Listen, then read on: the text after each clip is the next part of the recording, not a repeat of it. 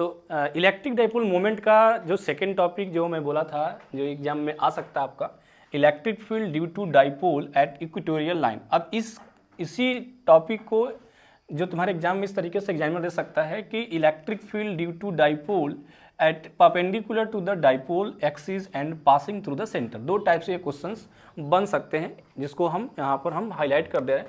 बड़ा ही important topic है, इसका डेरिवेशन कई बार पूछा गया है और इसके फॉर्मूला भी बड़ा इंपॉर्टेंट है। ठीक है, तो बात तो जैसे इलेक्ट्रिक डाइपोल आपको निकालना है इक्वेटर पे, तो हम यहाँ पर कह रहे हैं सेंटर है, सेंटर से हमने डिस्टेंस r लिया है और इस r डिस्टेंस पर एक पॉइंट ले लेते हैं, मान ले पॉइंट O है, जहाँ पर हमें क्या निकालनी है, इलेक्ट्रिक फील्ड निकालनी है डाइपोल की वजह से। तो हमारे पास एक डाइपोल में दो चार्ज होते हैं। अगर ये डिस्टेंस r है और सेंटर से हमने टोटल डिस्टेंस जो लिए रखा था वो 2a था, तो सेंटर से डिस्टेंस कितना हो जाएगा, एक चार्ज के लिए a होगा ना, एक चार्ज के लिए कितना हो जाएगा a। तो अगर ये देख सकते हैं, अगर ये वैल्यू सेम है तो इसका मतलब कि ये भी सेम होगा, इनका हाइपोटेनस भी, और कितना हो जाएगा r square plus a square. इतना तो आपको आता होगा कि कहाँ से मैं लिख रहा हूँ, है ना, नहीं तो बेकार है फिर फिजिक्स पढ़ना।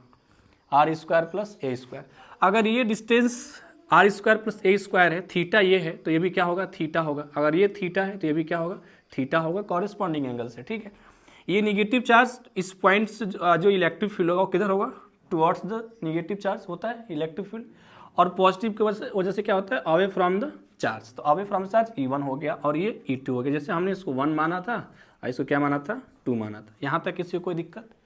तो ये अभी तक हमने जो ड्रॉ किया वो वेक्टर डायग्राम E1 और E2 का देखा, इनके बीच में थीटा और थीटा थ्रू थीटा एंगल है। ठीक है, क्यों हुआ ये थीटा, क्योंकि ये एंगल थीटा है, तो हम यहाँ से एक पैरेलल लाइन ड्रॉ किए हैं, तो कॉरेस्पॉन्डिंग एंगल को थीटा होना ही है, और ये थीटा, ये भी थीटा हो जाएगा। तो ये दोनों एंगल वर्टिकल अपोजिट एंगल से ये भी क्या हो गया, थीटा हो गया है। अब हम बात करेंगे E1 E2 का जब कंपोनेंट लेंगे, तो एक E1 का कंपोनेंट इसी लाइन पे आएगा, E1 कॉस थीटा। अगर हम E2 का कंपोनेंट लेंगे तो E2 का एक और कंपोनेंट इसी पर आएगा, E2 कॉस थीटा। इसका दूसरा कंपोनेंट होगा जो वर्टिकल कंपोनेंट E2 का, ये क्या हो जाएगा, E2 साइन, ये r डिस्टेंस था, E2 साइन थीटा, और ये हो जाएगा E1 साइन थीटा। यहाँ पर E1 और E2 दोनों इक्वल इसलिए होंगे क्योंकि ये डिस्टेंस इनका क्या है, सेम है, जो हाइपोटेनस है दोनों का वो सेम है, और चार्ज का वैल्यू भी सेम है, और जस्ट नेचर क्या है, अपोजिट है। तो हम यहाँ पर ये कह सकते हैं कि हम E1 और E2 दोनों का क्या होगा, इक्वल होगा। क्यों होगा, मॉड E1 मॉड E2 इसलिए इक्वल होगा कि दोनों के दोनों चार्ज क्या हैं, सेम है। तो हम E1 कॉस थीटा को E cos theta, E2 cos theta को E कॉस थीटा लिख सकते हैं। अब यहाँ पे देखो, अगर E1 साइन थीटा और E2 साइन थीटा दोनों इक्वल है, तो ये दोनों क्या हो जाएंगे, कैंसिल आउट हो जाएंगे, क्योंकि दोनों इक्वल हैं और दोनों अपोजिट है।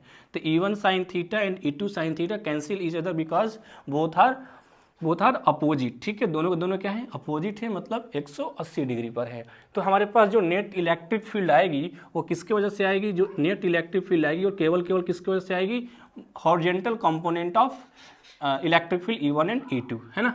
तो हम यहाँ पर लिखेंगे E1 कॉस थीटा और प्लस E2 कॉस थीटा, और E1 E2 दोनों बराबर है, तो हम यहाँ पर लिख सकते हैं 2E कॉस थीटा। ये आया हमारे पास E नेट। अच्छा, इलेक्ट्रिक फील्ड कैसे निकालते हैं, तो किसी यहाँ से यहाँ तक का डिस्टेंस लेना होगा, किसी एक का ले लेते हैं। तो इलेक्ट्रिक फील्ड निकालने के लिए हम कहेंगे कोई एक चार्ज 2, इलेक्ट्रिक फील्ड का वैल्यू K Q, और इनके बीच का डिस्टेंस कितना है, अंडर रूट में है, जब स्क्वायर करेंगे तो क्या हो जाएगा, r square plus a square. अब कॉस थीटा की वैल्यू निकालनी है, कॉस थीटा ही रन देते हैं यहाँ पे, कॉस थीटा का वैल्यू निकालते हैं। अच्छा, यहाँ पर कॉस थीटा का वैल्यू निकालते हैं तो क्या हो जाएगा, कॉस थीटा इजकस टू क्या होता है, base upon hypotenuse. Cos theta is equals to base upon hypotenuse. Base कितना है, a, ये बेस है, अगर ये थीटा है तो ये क्या है, बेस है, और ये क्या है, परपेंडिकुलर, और ये होता है हाइपोटेनस। तो बेस अपन हाइपोटेनस करेंगे तो a divide by under root में r square plus a square लिख सकते हैं, जिसको हम चाहें तो लिख सकते हैं a divide by r square plus a square का पावर 1/2। बात सेम है, ला करके यहाँ पर रख दें कॉस थीटा के जगह पे, तो a और यहाँ पर हो जाएगा r square plus a square का पावर 1/2, जिसको हम आगे लिख सकते हैं। इसको सॉल्व करेंगे तो 2KQ इंटू a, और ये हो जाएगा, ये देखो इसका पावर कितना है 1 और इसका पावर कितना है 1/2। बेस सेम होता है तो पावर आपस में क्या हो जाता है, ऐड हो जाता है। तो ये क्या हो जाएगा, r स्क्वायर प्लस ए स्क्वायर का पावर 1 प्लस 1/2 सॉल्व करेंगे, 1 प्लस 1/2 सॉल्व करेंगे तो कितना हो जाएगा 3/2। तो हम डायरेक्ट लिख रहे हैं यहाँ पे 3/2। ये हमारे पास क्या आया, ई नेट आ गया। ठीक है, अब हमें तो डाइपोल मोमेंट लाना है ना। इसमें डाइपोल मोमेंट का फॉर्मूला क्या होता है हम जानते हैं। डाइपोल मोमेंट का क्या होता है, Q इंटू 2A होगा ना। तो Q इंटू 2A हम ऐसा लिखते हैं कि जहाँ पर Q इंटू 2A है वहाँ पर हम क्या लिख सकते हैं, P लिख सकते हैं। तो ई नेट का जो वैल्यू आ जाएगा, यहाँ पर K को बाहर लिखते हैं, 2Q यहाँ पर लिखते हैं Q इंटू इस 2 को इसके साथ लिख दे रहे हैं A के साथ, और यहाँ पर हो जाएगा R स्क्वायर प्लस ए स्क्वायर के पावर 3/2। अब Q इंटू 2 क्या होता है, P होता है।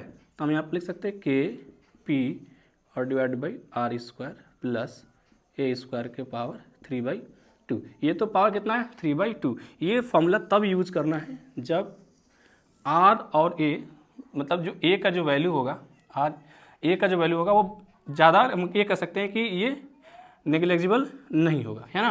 ये तब हमें फॉर्मूला यूज करना है K2KP/R3। ठीक है, ये तब फॉर्मूला यूज़ करेंगे। अगर हम बात करें A बहुत ही छोटा हो, A क्या हो, बहुत लेस देन R, तो ए स्क्वायर तो और कम और नेग्लिजिबल हो जाएगा। तो हम ए स्क्वायर क्या मान सकते हैं, नेगलेक्ट कर सकते हैं।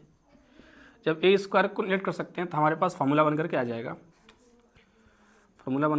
हमारे पास यहाँ से ए को हटा देते हैं तो ई नेट का फॉर्मूला बनकर के आ जाएगा KP और यहाँ पर आ जाएगा R स्क्वायर का पावर 3/2। R स्क्वायर का पावर कितना आ जाएगा 3/2। तो 2 से 2 क्या हो जाएगा, कैंसिल हो जाएगा। तो ई नेट का वैल्यू आ जाएगा KP डिवाइड बाई RQ। ये तो आ गया इलेक्ट्रिक फील्ड। न्यूटन पर कूलाम ले सकते हैं या वोल्ट पर मीटर, इलेक्ट्रिक फील्ड है ना, तो न्यूटन पर कूलाम ले सकते हैं। यहाँ पर डाइपोल मोमेंट आ गया। अब रही बात ये कि यहाँ पर क्या हम वेक्टर यूज़ कर सकते हैं क्या, तो अभी नहीं करेंगे। अभी हम क्या देखते हैं कि डायरेक्शन दोनों में क्या है, दोनों का डायरेक्शन क्या है। ठीक है, तो अगर मैं बात करूँ इस फिगर से देखूँ तो डाइपोल मोमेंट क्या होता है, -Q से +Q तक के, तो डाइपोल मोमेंट का डायरेक्शन हो गया। और इलेक्ट्रिक फील्ड का जो डायरेक्शन है वो ये इस साइड में आई हुई है, तो इलेक्ट्रिक फील्ड इस साइड में। तो देख सकते हैं इन दोनों में, मतलब डाइपोल मोमेंट इस डायरेक्शन में और इलेक्ट्रिक फील्ड इस डायरेक्शन में, दोनों क्या है, एंटी पैरेलल है। और एंटी पैरेलल मतलब 180 डिग्री, 180 डिग्री। और इसको हम जब कोई भी दो वेक्टर आपस में 180 डिग्री पर होता है तो वेक्टर में क्या यूज किया जाता है, निगेटिव। मतलब अगर आप वेक्टर यूज करना चाहते हैं तो आपको लिखना पड़ेगा कि इलेक्ट्रिक फील्ड अपोजिट है किसके, अपोजिट मतलब निगेटिव है के वेक्टर P मतलब डाइपोल मोमेंट के और डिवाइड बाई RQ। अगर आपको वेक्टर यूज़ करना है तो आपको निगेटिव यूज़ करना पड़ेगा।